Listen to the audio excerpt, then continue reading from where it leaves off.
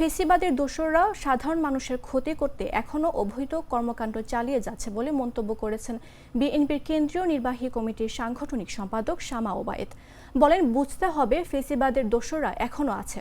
শনিবার দুপুরে ফরিদপুরের সালথায় উপজেলার ঘট্টি ইউনিয়নের বড় খারদিয়া বাজারে কুমারনদ রক্ষায় আয়োজিত সমাবেশে প্রধান অতিথির বক্তব্যে এসব কথা বলেন তিনি।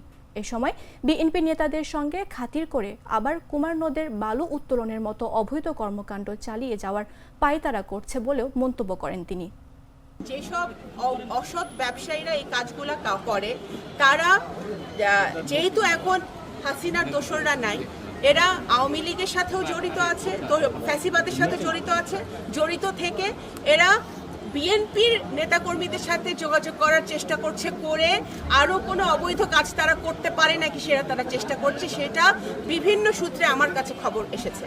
সেটা আপনারা সমাজের দর্পণ, আপনারা সবসময় সত্য তুলে ধরেন। আমি আপনাদের কাছে অনুরোধ করব, আপনারা এই জিনিসটা ইনভেস্টিগেট করবেন এবং ফরিদপুরের প্রশাসনকেও আমি সজাগ থাকতে বলবো, যাতে কোনোভাবে এই অসৎ ব্যবসায়ীরা যেই দলেরই হোক, যেই মতেরই হোক, তারা কোনো দল বা মতের সুযোগ নিয়ে তারা কোনো কাজ যাতে করতে না পারে। কারণ এরা কোনো দলের না, এরা কোনো মতের না, এরা নিজেদের স্বার্থ ছাড়া কিছু বোঝে না।